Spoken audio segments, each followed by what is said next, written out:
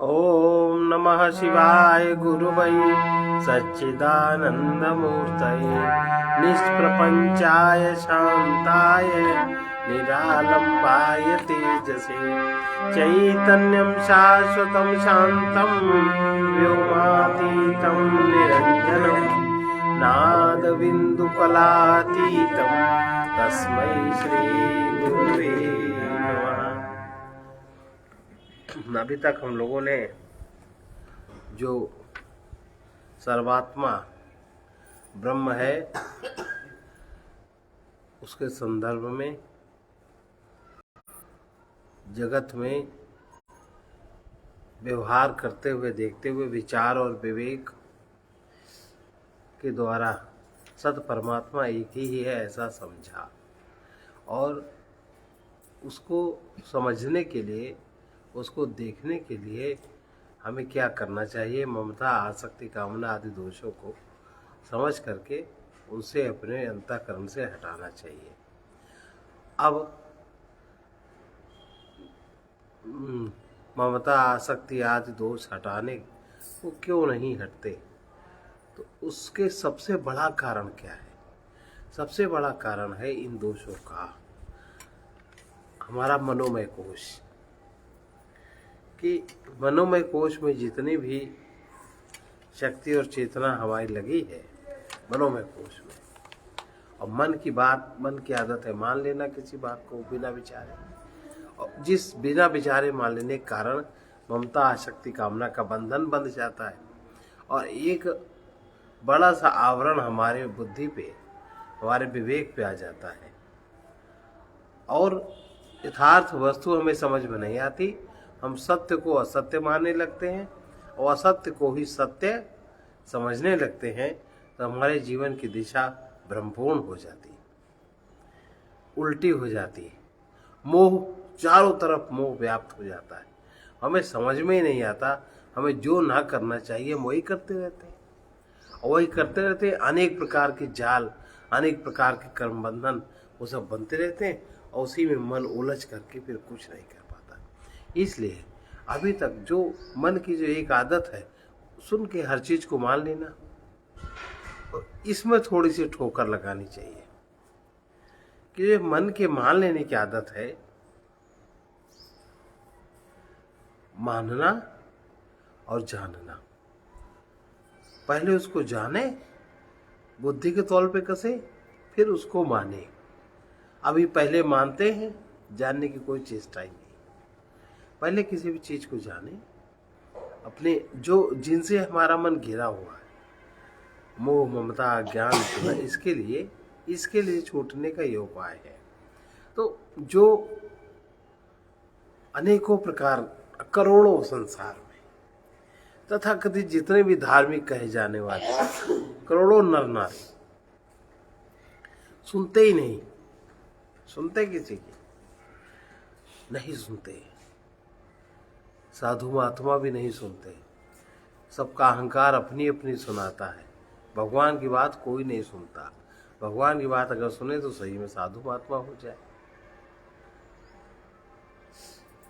तो ये इतनी गंभीर आदत हो गई है और करोड़ों नर नारी जहाँ नहीं आते, जो अपने जीवन में ज्ञान की, विज्ञान की चर्चा, आत्म अनुभव की चर्चा कोई नहीं सुनना पड़ना चाहता, जिससे उसका मन लालायित हो, मन का लालन पालन हो, मन का पोषण हो, मन की पूर्ति हो। वही चीज लोग देखना सुनना चाहते हैं और वहीं जाना चाहते हैं। लेकिन जो श्रद्धा, इसी कारण से, मन के लालन पालन के कारण से व्यक्ति में जो श्रद्धा जागृत होनी चाहिए, जो विश्वास जागृत होना चाहिए, मनुष्य जीवन को प्राप्त कर श्रद्धा विश्वास के रूप में भगवान शंकर और पार्वती की स्थापना होनी चाहिए, वो नहीं होती। अपने मन की मान्यता की स्थापना होती है और वर्ग संघर्ष, धर्म संघर्ष, जाति संघर्ष, अनेकों प्रकार की ऐसी समस्याओं का जन्म हो जाता है। ऊंच नीच, जाति, वर्ण, कुल मिला के पूरे व्यवहार जगत में भेदभाव। एक परिवार में 4 लोग हैं तो 4 में भेदभाव। एक परिवार में बड़े बेटे का विवाह हुआ, ब्याह की बहू आई, शुरू हो गया भेदभाव। वो अब अपने मन को उसने लाद दिया, अपने अहंकार की कामना वासना को लाद दिया। और वो जब माता पिता की सेवा करने का वक्त आता है तब वो उसको लेकर के, लड़के को लेकर के अलग। तो कितना बड़ा भयानक ये सब पाप है। और इन सब के पाप के परिणाम स्वरूप जो आगे संतान पैदा होती है वो आप एकदम विपरीत जाती है। तो उसी पाप का परिणाम है। तो जो भी जिसकी ऊंची श्रद्धा, ऊंचा विश्वास होता है, दृढ़ श्रद्धा, दृढ़ विश्वास होता है, ऐसे नर नारियों में जो जागृत नहीं हो पाती, वे सभी विशेषताएं, जो चीज बहुतों में नहीं होती, वे सभी विशेषताएं उन लोगों में देखी जाती हैं जहां कोई जागृत संत महात्मा रहता है। और जागृत संत महात्मा के प्रति जो संबंध कायम होता है श्रद्धा और विश्वास के द्वारा, वो श्रद्धा और विश्वास उस संचित पुण्य के प्रभाव से जागृत होती है उन कुछ चंद लोगों में। करोड़ों में नहीं होगा, उन कुछ चंद लोगों में पुण्य प्रताप से, प्रभु की कृपा से वो सब चीजें उन लोगों में जागृत होती हैं जहां सच में कोई संत महात्मा का सानिध्य होता है। और इस जगह भीड़ नहीं होती, ऐसे लोगों की भीड़ नहीं हुआ करती। ऐसे लोगों के लिए कहा गया, सिंहों के लेढ़े नहीं, हंसों की नहीं पात, लालों की नहीं बोरियां, साधु न चले जमात। ऐसे लोगों के लिए कहा गया। लेकिन जिसको जीवन में ऐसे जागृत संत का साथ सुलभ हो जाए और श्रद्धा जागृत, मान्यता जागृत ना हो। मान्यता और श्रद्धा, मान्यता क्या है? साधु महात्मा के यहाँ आए हैं, बड़ा कल्याण हो जाएगा, आओ पैर छुओ, बैठो, दोनों चले जाओ। उसके लिए श्रद्धा जागृत है और बात सुनने का, जीवन का लक्ष्य सुनने की वो उत्सुकता जागृत है। बार बार आने की रुचि जागृत है। बहुत बड़ी बात है। बार बार आने की रुचि जागृत है, बार बार आने की श्रद्धा जागृत है। ऐसे में सावधान होकर जो साधना क्रम, जो त्याग, जो तप, जो सेवा, जो दान या जो समर्पण जब कभी करोगे अन्य जन्मों में, वो शीघ्रातिशीघ्र अभी होने का सुअवसर प्राप्त होता है। ये प्राप्त है जिस समाज में, जो इस तरह का समाज है। लेकिन सावधान रहकर हम अपने मन से मानकर, ये सब चीजें हम अपने मन से मानकर अगर करेंगे तो गलत करेंगे। अपने मन से मानकर कुछ नहीं करना चाहिए, बल्कि गुरु ज्ञान में जानकर करना चाहिए। और अपने मन की मान्यता ऐसे लोगों पे नहीं लादनी चाहिए। कभी कभी ऐसा होता, हम जैसे बात कर रहे हैं, जिससे बात करें वो बात काट के वो अपनी बात घुसाने की कोशिश करते हैं, अपनी रुचि घुसाने की कोशिश करते हैं। और वो नहीं समझते कि हम किस तल से बोल रहे हैं और वो किस तल में है। हमारा बोलना किस तल से हो रहा है, हम कहां से कह रहे हैं आपसे कोई बात, और आप किस तल से उसको स्वीकार कर रहे हैं। तो परिणाम स्वरूप जो ऊपर तल वाला व्यक्ति चुप हो जाएगा। क्योंकि उससे तुम्हें कोई गरज नहीं, उससे तुम्हें कुछ चाहिए नहीं, उससे तुम्हें फुसलाना नहीं, रिझाना नहीं, उससे तुम्हें कुछ कमाना नहीं, उससे तो कोई मतलब है ही नहीं। अब भगवान ने श्री रामचरितमानस के उत्तरकांड में सब सभा बैठी थी, उन्होंने एक बात कही सभी लोगों से, इसी के जानने के संदर्भ में कही। मन की मान्यता से भगवान की बात भी मन की मान्यता से हट के किस प्रकार सुनना चाहिए। कुल मिला के अपने मन को तो किनारे ही रख दे, क्योंकि अपना मन बड़ा विडंबना उत्पन्न करता है, हर बात में वो घुस जाता है। जैसे वामन अवतार में देखा, वामन अवतार में देने वाला समझ गया कि भगवान आए हैं हमसे मांगने, और कितनी बड़ी बात है कि भक्त से भगवान कुछ मांगे। वामन भगवान आए, 3 पग उन्होंने पृथ्वी मांगी, भक्त समझ गया कि ये कौन है, क्या चाहते हैं, किस लिए आए हैं। तैयार हो गया, संकल्प हो गया, और संकल्प में बाधा भी डाली। जब शुक्राचार्य जी ने, तो उनकी आंख फोड़ दी उन्होंने, तब भी नहीं समझे शुक्राचार्य, लेकिन उन्होंने वो काम किया कि इतनी बड़ी घटना जहां हो रही है, जहां परात्पर परब्रह्म किसी से भिक्षा लेने आ रहे हैं, कोई मांग रहे हैं, तो अगर सब भी चला जाए तो भी तो उसी में तो रहेंगे। ये तो राजा बलि जानते थे, ये जो आए हैं लेने, सब अगर ये ले भी लेंगे तो क्या करेंगे, अभी हम मालिक बने, फिर हम चाकर बन जाएंगे इनके, इसके और तो क्या होगा। भाई उन्हीं की सृष्टि, उन्हीं के नियम, उन्हीं का व्यवस्था, उन्हीं का सब, इस कुर्सी में बैठे थे यहाँ बैठ जाएंगे, फर्क क्या पड़ता है। कोई हमें मार तो कोई डालेगा नहीं, अहंकार हमारा समाप्त होगा। तो अहंकार को नष्ट करने के लिए जिस चीज को हम अभी तक नहीं छोड़ पाए, दोष आदि विकार, हमारे लोभ को परखने के लिए, हमारे अहंकार को परखने के लिए, हमारे मोह को परखने के लिए, श्रद्धा को परखने के लिए, जो इतनी बड़ी घटना हो रही है, तो हमें इससे गुजर जाना चाहिए। उन्होंने बाधा डाली, उनकी बाधा भी नहीं चली और घटना हो गई। तो भगवान क्या कहते हैं, क्योंकि उन्होंने जाना नहीं, उन्होंने समझा कि जाना नहीं, उन्होंने केवल माना और उन्होंने जाना। भक्त ने जाना, भगवान ने जाना, उन्होंने जाना नहीं, इसलिए उन्होंने बाधा डाली। अब गृह जाहु सखा सब, भजयु मोहि दृढ़ नेम, सदा सर्वगत सर्व उर, जान करहु अति प्रेम। यहाँ भी जानने की बात आई, कैसा लोग अपने अपने घर जाओ।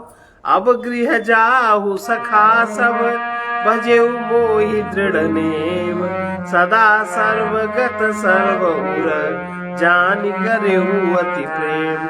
यहाँ मानकर प्रेम करने की बात नहीं है कि तुम मान लो हमको, तुम हमें बहुत श्रद्धा करो, चाहो जान लो। संत महात्मा ये जो बड़े लोग हैं, ये सब जनाते हैं, ये सब असत्य भाषण नहीं करते, झूठ नहीं बोलते। अब आपको अगर सत्य सत्य समझ में ना आए तो अलग बात है, आपका अपना स्तर है, उनका अपना स्तर है। यहाँ मानकर प्रेम करने को नहीं कहा, प्रत्युत जानकर उपदेश दिया है। मन से कोई कुछ भी माना जाता है और बुद्धि से कुछ भी जाना जाता है। मन का संबंध निरंतर अहरनिश 24 घंटे संसार से, मन का संबंध संसार से है, और संसार के आकारों को लेकर, संसार के आकारों को लेकर अहंग, संसार के आकारों को लेकर मन पर चढ़ा हुआ है। इस प्रकार ये मनोमय अहंकार ये हमें परमात्मा के योग में, बोध में, उनकी पूर्णता में बाधक बना रहता है। इन 3 तत्वों की पूर्णता वो हमारे जीवन में नहीं होने देता, योग, बोध और प्रेम। आप फिर से इस बात को समझिए ठीक से कि मन का संबंध निरंतर संसार से, मन एक भौतिक पदार्थ है, और जो हमारा अहंग है, अहंग संसार के आकारों को लेकर, संसार के आकारों से जुड़ा और मन में बैठा। अहंग संसार के आकारों से जुड़ा, मन में बैठा।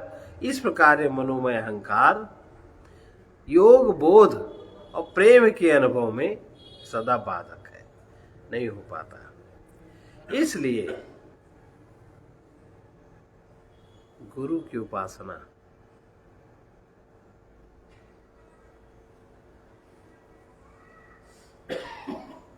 के द्वारा अपने अहंग को आकारों से कोई व्यक्ति मुक्त कर सकता है।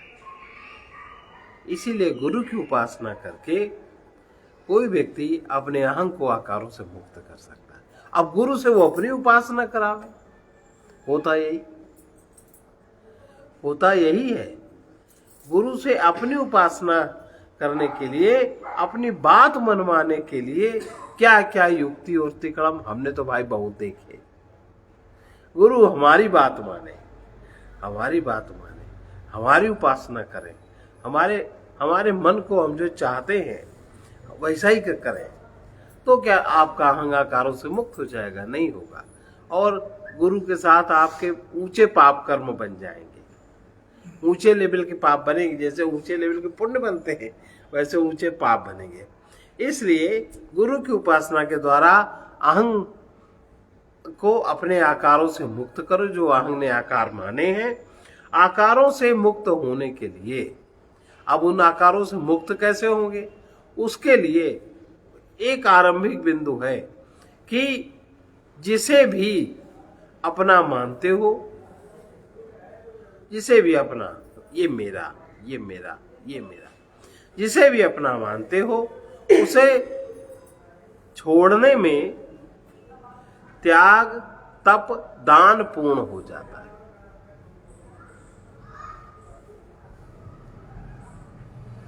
भाई जैसे जिसे हम अपना मानते हैं, हम उसको बिल्कुल मुट्ठी बंद करके अपने में रखने की कोशिश करते हैं, वो हमसे कभी ना हटे, कभी ना छूटे। और जिसे हम अपना नहीं मानते, दुश्मनी भी नहीं है, सामान्य है, तो उसका हम सदुपयोग कर पाते हैं जीवन में, उसका हम सदुपयोग कर पाते हैं। जैसे थोड़ा सा धन है पास में, मान लो 25 रुपए है, बाहर गए, कोई मिला। अब 25 रुपए अगर हमारे हैं, हमारे पास रहने चाहिए, इनका ये होगा, इनका ये होगा, इनका ये होगा। और अगर एक वृत्ति नहीं है कि भाई जो मिला है सो हमारा नहीं, पता नहीं क्या काम इसके द्वारा क्या उपयोग होना है परमात्मा की सृष्टि में, क्या हो, ये मन के आकार से मुक्त हो गए। अब बाहर कोई भिखारी मिला तो उसको बहुत जरूरत है, उसकी माँ बीमार है, कुछ है, वो गिड़गिड़ा रहा है, तो आप पूरे रुपए उठा के उसको दे दो। केवल मेरा मानने की वृत्ति आपने थोड़ी सी ढीली करी, मुट्ठी आपने थोड़ी सी ढीली करी, अब वो रुपए रख के आप जोड़ ले 25 सालों के लिए, 20 सालों के लिए, अपने नाती पोतों के लिए, और वो रुपए आपने खर्च किए परमात्मा की सृष्टि में, वो शरीर आपने सेवा में उसकी शक्ति लगा दी, तो वो चीज, उसका बीज पड़ा उस समय, जिस समय तुम्हारे वो 25 रुपए रखे हुए काम आएंगे, उससे जल्दी समय में जो तुमने दूसरे को दिया है वो पेड़ और बढ़ जाएगा। तो ज्यादा मिला कि कम? ज्यादा मिला कि कम? ज्यादा। और वो तुम्हारे रखे रहे बैंक में, उसमें बैंक का 2-4% ब्याज है, उतना ही तो मिलेगा,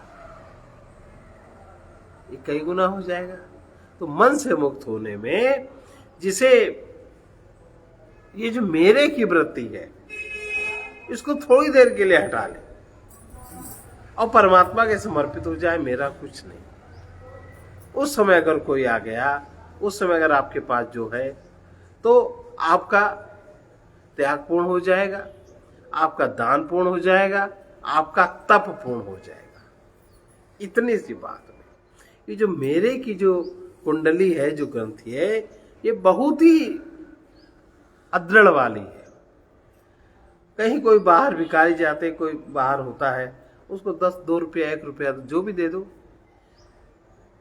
दे दिया, क्या बना क्या बिगड़ा? नहीं दिया, क्या बना क्या बिगड़ा? लेकिन वो आपके लाइफ में ना देना असंतुलन हो गया, उसका प्रभाव पड़ेगा। इस प्रकार जो कि मैं मेरे की मान्यता का थोड़ा सा ढीले पड़ते ही वो कार्य हो जाता है, तप की पूर्णता, त्याग की पूर्णता, प्रेम की पूर्णता, जो बाहर से नहीं किया जाता। बरसों में जो आप नहीं कर सकते गंगा नहा के, बरसों में जो आप नहीं कर सकते जप करके, पूरा युवावस्था बुढ़ापा बिता दो, मंदिर जाके ये कार्य नहीं हो सकता। जो मन की जरा सी मान्यता हटने से एक क्षण में हो सकता है। इसलिए गुरु उपासना बहुत ही आवश्यक है। अब बताओ, हो सकता है कि नहीं हो सकता? हो जाता है। अरे समझ आ बढ़ जाए समझ में, इससे सरल कुछ है ही नहीं। जो बाहर से नहीं हो सकता, कभी नहीं हो सकता, वो बाहर से सुंदर घर सजा के, बाहर से सुंदर वस्तुएं रख के, बाहर से बहुत अच्छी तरह अपने घर को सजा बजा के, अनेक प्रकारों से जिस शांति का अनुभव नहीं होता, जरा सी ये पकड़ ढीली कर दें और परमात्मा की सृष्टि में कुछ जहां क्या पता परमात्मा की उस रूप में कौन है, कौन सी शक्ति किसके पीछे लगी, तुम्हें क्या देना चाहती, क्या लेना चाहती, जो जरा सा करने से हो जाएगा। त्याग की पूर्णता, तप की पूर्णता, दान की पूर्णता, कुछ अधूरा नहीं रहेगा जरा सा। बृहस्पति ने जो अपने पुत्र से यही कहा है कि फूल निसरने के समान इससे प्राप्त किया जा सकता है। हाँ, ऐसे हाँ, जितने फूल निसरने देर लगती है, एक पल में यही अपनी ये चीज हो जाए, समझे? इसलिए संत कहते हैं अगर ये आत्म सुख चाहते हो, उसमें मेन चित्त का नाश है। वो जो भाई जो मान्यता की, मेरे की तो मान्यता की ही तो सारी की सारी कहानी है। राग द्वेष अहंता ममता, और इसका बीज, इसका केंद्र का है, किस तरह से काम होता है ये जानते हैं बड़े लोग। इसलिए अगर असली सुख की चाहत है, सुख का मूल विचार है, इसलिए विचार पूर्वक जीवन जीना। सुख का मूल विचार है, दुख मूल अविचार, ये भाष्यो संक्षेप में चार वेद को सार। सुख चाहते हो तो विचार करना सीखो। और बाह्य जगत में हम जब विचार नहीं करते, बाह्य जगत में इस वस्तु को कहाँ रखना है, माइक कहाँ लगाना है, कहाँ बैठना है, कैसे खड़े, अगर हम ये भी काम विचार से नहीं करते बाह्य जगत वाले, तो बात बिगड़ जाती है कि नहीं। लेकिन जो अंतर जगत के कार्य हैं, जो मन के कार्य हैं, उसमें हम मन की मान्यता को पकड़ के जड़ बना के बैठ जाते हैं। तो उसमें फिर हमारा अहंग हमारे माने हुए आकारों से मुक्त नहीं हो पाता, और जब मुक्त नहीं हो पाता तो हम स्वतंत्र नहीं हो पाते। इसलिए जो भी विद्वान पुरुष है वो हमेशा जागरूकता को अथवा सावधान रहकर प्रत्येक गतिविधि के परिणाम को देखने की सजगता को विचार कहते हैं। विचार किसे कहते हैं? बाह्य जगत में भी अगर आप विचार न करें, सब जगह तो विचार है, लेकिन मानसिक जगत में लोभ युक्त विचार है, काम युक्त विचार है, अहंकार अभिमान युक्त विचार है, इनको बचाने का विचार है। अब गति उलट गई, तो जो अंतःकरण में की जो रचना होनी चाहिए, जो शुद्धता होनी चाहिए, जो सामर्थ्य होने चाहिए, उससे हम वंचित रह जाते हैं। और अहंकार मन बाह्य आकारों को लेकर जो हमारा आंग है, जो फाल से झूठा है, वो हमारी खोपड़ी चढ़ के नाचने लगता है, और बंध गए, फंस गए। अब रोते रहो, करते रहो। तो जो विद्वत जन हैं वो जागरूकता को अथवा सावधान रहकर प्रत्येक गतिविधि के परिणाम को देखने की सजगता, परिणाम को सजगता पूर्वक देखे, उसको विचार कहते हैं। भगवान कहते हैं कि अभी तक जो कुछ सुन के मन से तुमने माना है, उसे जरा सा ठहर जाओ। गीता बुद्धि द्वारा, ज्ञान के सहारे, विवेक के सहारे, विचार के सहारे जानने के तीन तरीके: ज्ञान, विवेक विचार। ज्ञान विवेक विचार। और जो देह को अपना स्वरूप मान बैठे हो, सुन सुन के माता पिता ने तो समझाया, तुम देह हो, अपने आप थोड़ा अंदर सीखे। और जब अंदर से शुरू किया था तभी अगर कोई सावधान हो कह देता ऐसा नहीं है ऐसा, तो वैसा समझ में आने लगता। तुम देह को जो अपना स्वरूप माने बैठे हुए हो, अब ज्ञान विवेक और विचार का सहारा लेकर के अब नित्य रहने वाले अविनाशी चेतन स्वरूप को अपना आत्मा जान लो बुद्धि से। फिर जब होगा अनुभव तब होगा। और इंद्रियों के संयोग से जिस सुख दुख की प्रतीति होती है, इसे सत्य मत समझो। ये आने जाने वाले विषय हैं, अभी है और अभी नहीं। अभी ठंड पड़ रही, अभी गर्मी हो गई, अभी पानी बरस रहा, अभी धूप निकल आई। ये सब विषय आने जाने वाले हैं, इनको सत्य समझकर पराधीन न बनो, इनमें धैर्य रखो और सावधान रहो। सावधान होकर के अगर इस प्रकार देखोगे तो समझ में आ जाएगा कि जीवन में अनुकूलता का सुख सदा नहीं रहता। जो जिसको तुम सुख मानते हो, वो अनुकूलता का सुख सदा आपसे प्रिय से प्रिय मिलने वाला व्यक्ति, आपको जो अनुकूलता 10 साल पहले अनुभव होती थी, आज उसके साथ कोई सुख की अनुकूलता अनुभव नहीं होती। बदल गया है कि नहीं?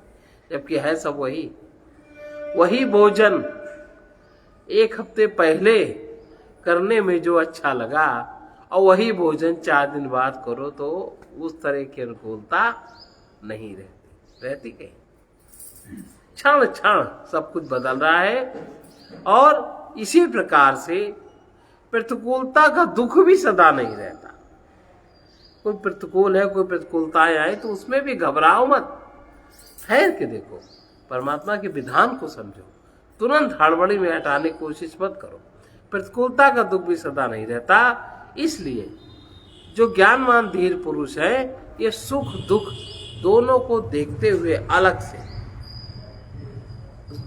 अपने चेतन स्वरूप में समस्थित रहते हैं। इन दोनों के का प्रभाव अपने में नहीं पड़ने देते। लेकिन जो मन की मान्यता में है, जो मन के अनुसार जीते हैं, उनके तो बड़ी जल्दी हाय तौबा हो जाती है। बहुत जल्दी, जरा सी हमारे मन की पूर्ति ना हो, घरों में कलह, बंटवारे, बड़े बड़े झगड़े, बड़े बड़े दंगे, बड़ा कौ शराब पीने लगे, कौ जाने क्या क्या करने लगे। एक ये पक्ष है। तो जो अपने चेतना में समस्थित नहीं रहते, उनके साथ जो ज्ञानवान है, जो देखना आ गया है जिनको, वे सुख दुख को देखते हुए अपने चेतन स्वरूप में समस्थित रहते हैं। और जो अज्ञानी हैं, जो मूढ़ हैं, जो अपनी मन की वृत्ति में अटके हैं, वे लोग विचलित हो जाते हैं। ऐसा गीता में बताया गया है। जब और देखते देखते जब सुख दुख की सीमा समझ में आने लगती है, कि तब समझ में आता है न सुख सदा रहने वाला है, न दुख सदा रहने वाला है। जब ये बात पक्की समझ में आ जाए, अनुभव में आने लगे, तो हम किसी में आसक्त न बने, ना कहीं विरक्त बने। फिर हम स्वस्थ रहते हुए हमारे अंदर वो चेतना जागृत होती है। तो जब हम स्वस्थ होते हैं तो हम अपने को मुक्त ही जान लेते हैं। यही मोक्ष है, इसके अलावा कोई मोक्ष नहीं। यही मोक्ष है। अब इसमें जितनी घड़ी हम टिक सके, जितने समय हम टिक सके, जितने समय हम मुक्त हैं। इसलिए सदा ही मुक्त होने का अभ्यास जो शरीर रहते कर लेता है, वही शरीर छूटने के बाद मुक्ति उसकी होती। और जो शरीर रहते इसका अभ्यास नहीं करता, वो शरीर छूटने के बाद कुछ होएगा, ऐसी कल्पना बिल्कुल बेकार है। इसलिए कब नहीं होता, जब तक हमें हमारे जीवन में सुख का लालच और दुख का भय रहता है, जब तक हम सुख का लालच और दुख का भय रहता है, तब तक हम ज्ञान में सावधान नहीं। सावधान तो हैं, सावधान है सुख के बचाने के लिए, अज्ञान में सावधान है, मूढ़ता में सावधान है, लेकिन हम ज्ञान में सावधान नहीं, जागृत नहीं है। ज्ञान में सावधान का मतलब है जागरूकता होना, जागृति होना। सावधान तो है, अगर मूढ़ता में न कोई बचा है सावधान, देखो कैसे कैसे सावधान हो गए, बड़े बड़े नुकसान कर लेते हैं, बड़े बड़े फायदे भी कर लेते हैं। तब तक हम ज्ञान में सावधान नहीं है। ये जब तक ज्ञान में सावधान नहीं है, तब तक हमारा मन भगवान को नहीं मानता, हमारे में आस्तिकता उत्पन्न नहीं हो सकती, और हम जो बाहर से कुछ भी बनते हैं सब झूठा।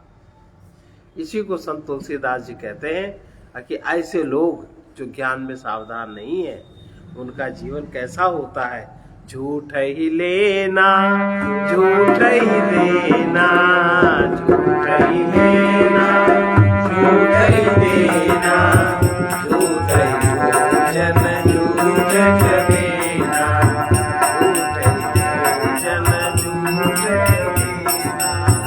ऐसों के लिए ये बात कही गई। इसलिए विचार करो, और विचार करके विवेक जागृत हो तो बुद्धि से देखने में समझ में आता है कि जो सुख हमने मान लिया है वो सत्य नहीं है। दुख भी सुख के मानने के कारण जितनी मात्रा में सुख माना उतनी मात्रा में हमें दुख होगा, और दुख भी सत्य नहीं है। सुख दुख का जो भोक्ता मनोमय अहंकार है, मनोमय कोश में जो बैठा है, सुख दुख को भोगने वाला मनोमय अहंकार, जो मनोमय कोश की सारी शक्ति को समेट के बैठा है, वो भी सत्य नहीं है। अहंकार के पीछे नित्य रहने वाला चेतन स्वरूप नित्य निरंतर है, वही सत्य है। उस मनोमय अहंकार के पीछे रहने वाला ज्ञान स्वरूप जो चेतन है, वही नित्य है, निरंतर है, और वही सत्य है। तब ये बात समझ में आएगी, इतनी बात है। और जब तक हम कोई भी चीज अपने आप को, जब तक हम अपने आप को हम ये हम वो सुनकर मानते रहेंगे, तब तक, जब तक हम अपने आप को सुनकर मानते रहेंगे, तब तक आत्म अज्ञान रहने के कारण, आत्म अज्ञान के कारण जो कुछ भी पूजा पाठ जप तप व्रत आदि साधना करेंगे, इस कृत्य से हमारा अहंकार ही प्रसन्न होता रहेगा। लेकिन भय से, चिंता से, दुख से मुक्ति का आनंद प्राप्त नहीं होगा। करते रहो, और करते लोग देखो जीवन के जीवन बीत रहे। इसलिए किसी भी ज्ञानी की, किसी भी त्यागी की, ज्ञानी त्यागी या भक्त की या मुक्त की जीवनी पढ़ते रहो, सुनते रहो, अनेकों प्रकार की कथाएं सुनते रहो, श्रीमद् भागवत के ढेर के ढेर पारण करते रहो, कुछ भी पढ़ते लिखते रहो, परंतु अपने ही ज्ञान से बंधन को जब तक न जानोगे तब तक आनंद सुलभ न होगा। और ये कथा सुनते पढ़ते पढ़ते, परंतु जब अपने ज्ञान के द्वारा हम जो अपने बंधन को जान लेंगे, उसी क्षण हम अपने को मुक्त ही पाएंगे, और मुक्ति का जो आनंद है वो हमसे प्रवाहित होगा। अपने से ही प्रेम से नित्य प्राप्त, जब तक अपने प्रेम के द्वारा नित्य प्राप्त की भिन्नता का बोध नहीं होगा, तब तक हमें भक्ति सुलभ नहीं होगी। जब तक हमें जो प्रेम है, हमें जो प्रेम तत्व है, अपने ही प्रेम से नित्य प्राप्त सत्य की अभिन्नता का बोध जब तक हमें विवेक के द्वारा नहीं होगा, तब तक हमें भक्ति सुलभ नहीं होगी। और जब ये बोध, अभिन्नता का बोध जागृत हो जाएगा, तब हमें उसी क्षण भक्ति भी सुलभ हो जाएगी और अपने ही द्वारा सर्वसंग त्याग से, स्वयं अपने द्वारा सर्वसंग त्याग से अथवा सर्व दोषों के त्याग से परम शांति का तत्काल अनुभव हम कर लेंगे। स्वतंत्र होकर, स्वाधीन होकर रहने पर, जब हम स्वतंत्र स्वाधीन रहेंगे, तब हमें मुक्ति और भक्ति का आनंद अनुभव होगा। इसके नीचे लेवल पे अनुभव नहीं होगा। बार बार इस बात को समझ लेना चाहिए कि हम जिस भगवान को मानते हैं, हम भगवान को मानते हैं, नित्य प्रति अपने घर के मंदिर में, बाहर के मंदिर में दर्शन भी करने जाते हैं, उनसे अपने मन की बात भी कहते हैं। तो भैया, अगर अपने ऊपर कृपा करें, अगर हम ये छोड़ सके, तो जो भगवान ने कहा है उसे भी समझने की कोशिश करें, तो हमारे जीवन की समस्या सुलझ जाए। अगर हम भगवान ने कहा है वो समझने की कोशिश नहीं करते, जैसा अभी आरंभ में कहा था, अपने को समझाने की कोशिश करते हैं, अपनी मानसिक वृत्तियों की समझाने की कोशिश करते हैं, और भगवान ने जो कहा है उसको समझने की कोशिश नहीं करते, तो मेरी कोई भी समस्या नहीं सुलझती। भगवान स्वयं ये कह रहे हैं गीता में कि जो श्रद्धावान है, श्रद्धावान लभते ज्ञानम। कैसे लभते ज्ञानम? भगवान ही सुनने समझने के लिए भगवान को कौन तत्पर होता है? तत्परता किसमें आती है? तत्परता किसमें आती है? जो श्रद्धावान है। कभी कभी हम किसी फोन पे मेरी बात हो रही है, अगर उसके मन की बात नहीं होती तो तुरंत बात काट के दूसरा प्रसंग छेड़ देता है। आपस में बात कर रहे हो, तो उसको बात समझ में नहीं आई या वो नहीं सुनना चाहता, आप नहीं सुनना चाहता, तुरंत दूसरा प्रसंग छेड़ देता है। बहुत चालाकी से, और अगले को लगता है उसकी चालाकी हम समझे नहीं, जब उस समय हमें लगता है कि तुम्हारे ऐसा कोई मूर्ख नहीं।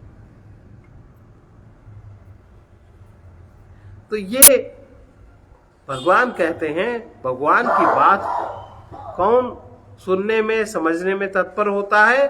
जो श्रद्धावान है। और श्रद्धावानी आंख, कान, वाणी तथा रसना आदि इंद्रियों को संयत रख पाता है, वश में रख पाता है। इसलिए श्रद्धावान ही ज्ञान को प्राप्त होता है। श्रद्धावान लभते ज्ञानम, और उस ज्ञान के द्वारा ही भय से, चिंता से, अशांति से, दुख से सदा के लिए उसके जीवन में मुक्त हो जाता है, दुख का उसके जीवन में अंत हो जाता है। भगवान ने गीता में बता दिया कि अस्तित्व, जिसका अस्तित्व नहीं है, जो निरंतर चल रहा है, वही असत है, और जिसका कभी अभाव नहीं है वही नित्य निरंतर है, वही सत है। अब सावधान होकर हमें समझना है कि हम ऐसा क्या है जो क्षण क्षण बदलता रहता है, और ऐसा क्या है जो सदैव एक समान रहता है, जो उस बदलने वाले को देखता रहता है। जब कभी कभी जिसका अभाव नहीं, जो बदलते रहने वाले दृश्य पदार्थों को देखता रहता है। जो कुछ भी दृश्य दिखता है वो असत है, मिथ्या है, और जो ज्ञान स्वरूप दिखता है वो सत्य है। उसी को चेतन आत्म स्वरूप आत्मा कहते हैं। इस अविनाशी का कभी विनाश नहीं होता। आत्मा स्वप्रकाशित है, पदार्थ दूसरे द्वारा प्रकाशित है। अभी अभी देख सकते हैं, शरीर, इंद्रियां, मन, बुद्धि, अहंकार के पीछे चेतन स्वप्रकाशित है, यही आत्मा है। अनेक साधक नवरात्र में जो साधना करते हैं उनको क्या कहोगे? साधक है तो कहोगे? नवरात्र में कितनी मेहनत पूर्वक वो नहीं खाते हैं, कितनी मेहनत पूर्वक रहते हैं। अनेक साधक, भागवत कथा का जो परीक्षित होता है साधक है।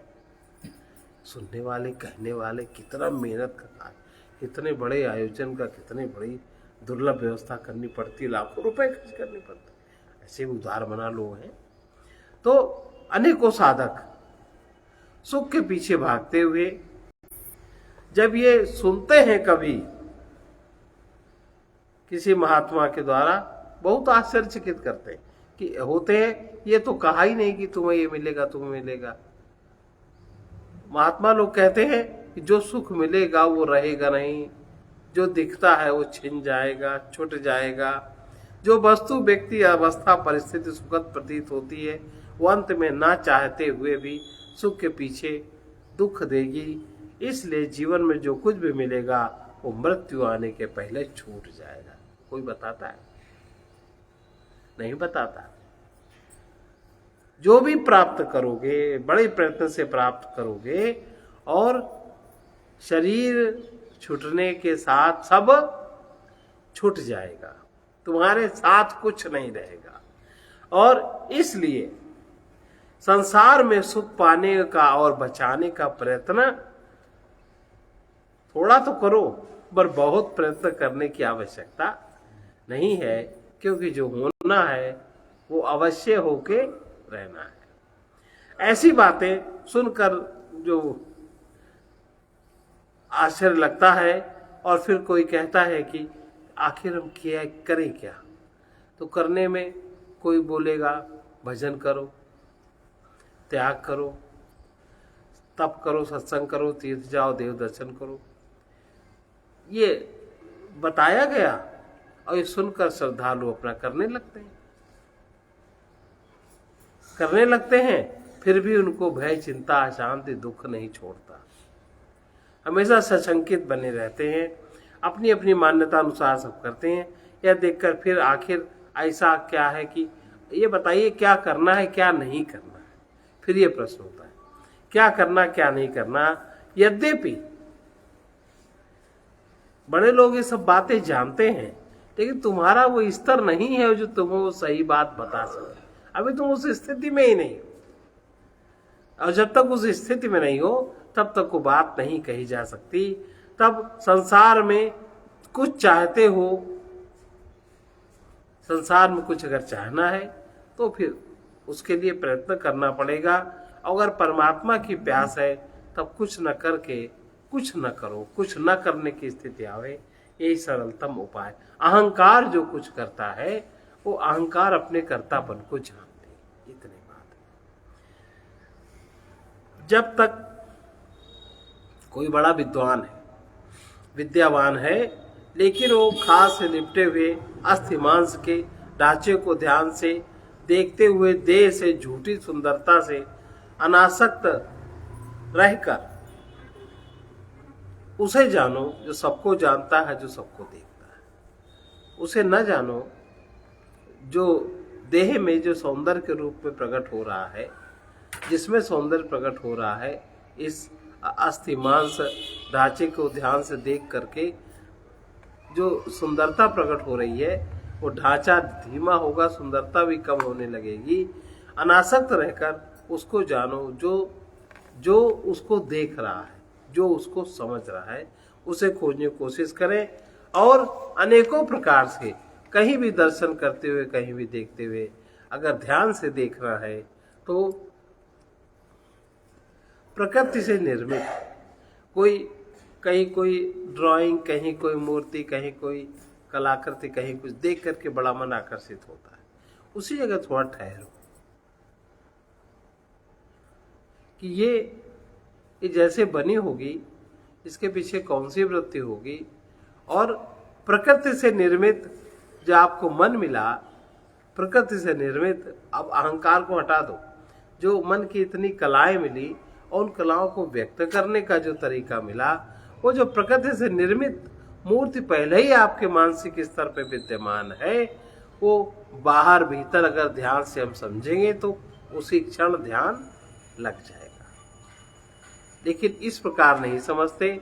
देह की स्मृति में स्वयं का विस्मरण और जगत दृश्य के स्मरण में जगत दृश्य को धारण करने वाले, उसको बनाने वाले, उसका विस्मरण हो रहा है।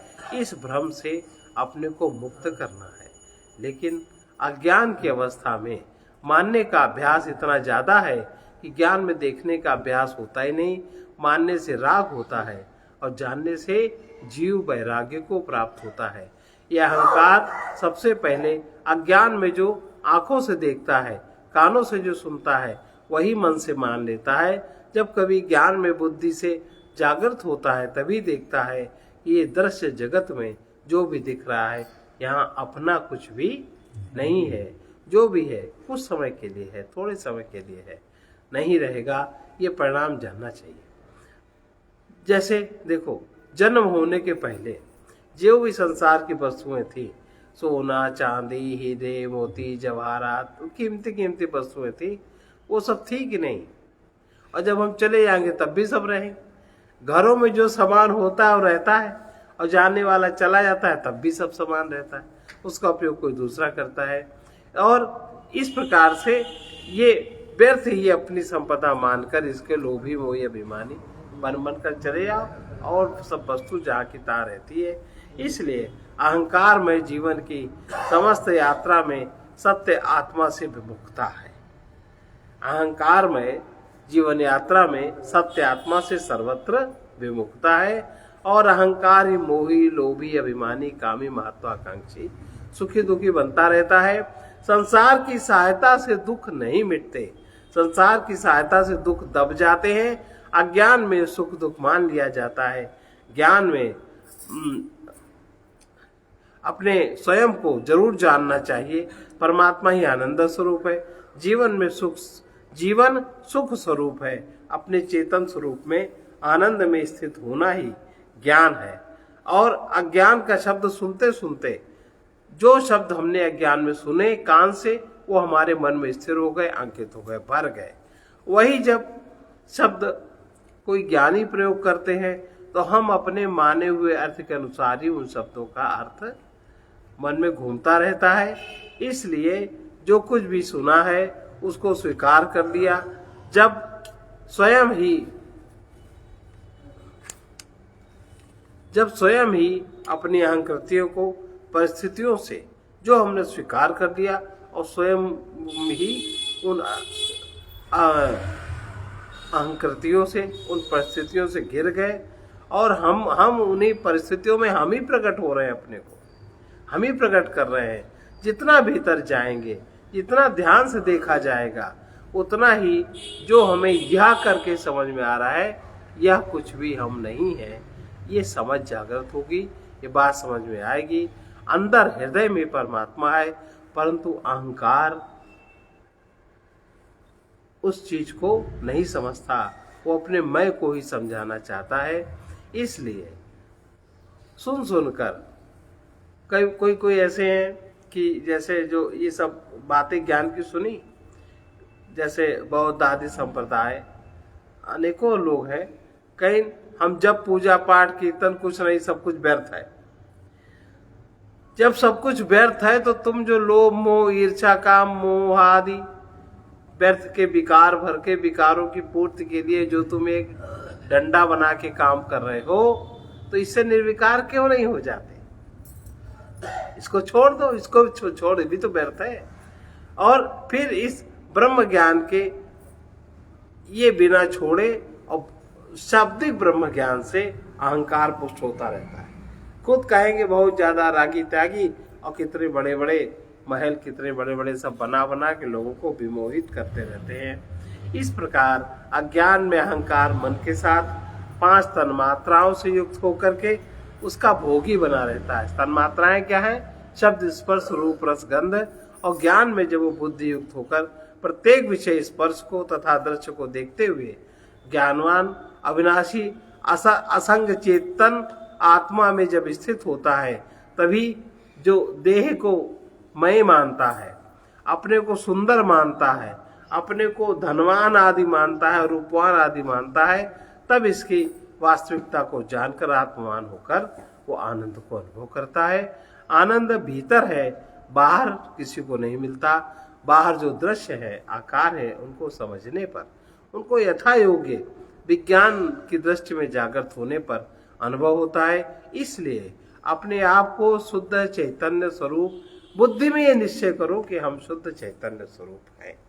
जो भी हमारे सामने है सब हमारी परिधि है, सब हमारा घेरा है, और उस घेरे में अहंकार घूम रहा है, अहंग घूम रहा है। इस बात को जिस दिन समझ जाएंगे उस दिन हम अपनी अहंकृतियों से मुक्त होकर साक्षी होकर के उनको देखने लगेंगे। अहंकार ही विनाशी जगत से संबंधित रहकर सुखी दुखी बनता है और फिर वो आनंदित होना चाहता है उसी विधि से। जब तक वो ज्ञान में देखता है, ज्ञान में दृष्टा होते ही वहीं अहंकार से मुक्त हो जाता है। प्रयत्न एवं पुण्य कर्म से संसार का सब कुछ मिलता है, लेकिन मिलता है वो समृद्धि में छूट जाता है। मन से जब कीर्तन पूजा पाठ यज्ञ आदि शुभ कर्म करते हुए अगर ममता आसक्ति छूट जाए, शुभ कर्म व्यर्थ नहीं है, अगर ममता आसक्ति छूट जाए तब समझे कि जीवन में दुख भी मिट जाएगा। अगर ममता आसक्ति नहीं छूटते तो जीवन में दुख नहीं मिट सकता। इस प्रकार ब्रह्म से विमुख माया में अहंकार तब तक है जब तक उसमें काम है। प्रकाश ज्ञान से विमुख अंधकार में है, अज्ञान में है। इसी प्रकार से आत्मा से विमुख अहंकार देह को मैं मानता है, परमात्मा से विमुख होकर संसार को मानता है, नित्य चेतन से विमुख रहकर जड़ में आबद्ध है। यही हृदय की ग्रंथि है। यद्यपि मृषा छूटत कठिन नहीं, इसी को हृदय की ग्रंथि कहते हैं।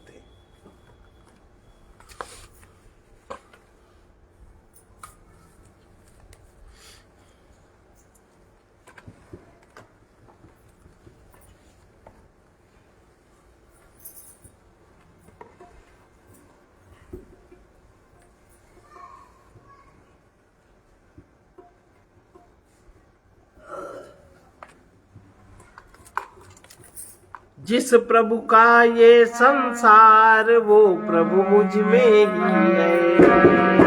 जिसका ये संसार वो प्रभु मुझ में ही है। जिस प्रभु का संसार वो प्रभु मुझ में ही है। जिस प्रभु का संसार वो प्रभु मुझ में ही है। यहाँ कुछ भी मैं करूं काम उन्हीं में रहकर, यहाँ कुछ भी मैं करूं काम उन्हीं में रहकर, नित्य मिलता मुझे विश्राम उन्हीं में रहकर, नित्य मिलता मुझे विश्राम उन्हीं में रहकर, नित्य मिलता मुझे विश्राम उन्हीं में रहकर, बीते दिन रात सुबह शाम उन्हीं में रहकर, बीते दिन रात सुबह शाम उन्हीं में रहकर, जिधर देखूं करूं प्रणाम उन्हीं में रहकर, जिधर देखूं उन्हीं में रहकर, सत्य चिन्मय अखंड अपार वो प्रभु मुझ में ही है। सत्य चिन्मय अखंड अपार वो प्रभु मुझ में ही है। इस प्रभु का ये संसार वो प्रभु मुझ में ही है। इस प्रभु का ये संसार वो प्रभु मुझ में ही है। हर एक रूप में हर नाम में हो ध्यान यही, हर एक रूप में हर नाम में हो ध्यान यही, सर्व में उन्हीं की सत्ता है रही ज्ञान यही, सर्व में उन्हीं की सत्ता है रही ज्ञान यही, यही पूजा स्वधर्म और व्रत विधान यही, यही पूजा स्वधर्म और व्रत विधान यही, मन से वाणी से सदा होता रहे गान यही, मन से वाणी से सदा होता रहे गान यही। इस जीवन का है जिस पर भार वो प्रभु मुझ में ही है। इस जीवन का है जिस पर प्रभु मुझ में ही है। इस जीवन का है जिस पर भार वो प्रभु मुझ में ही है। इस जीवन का जिस पर है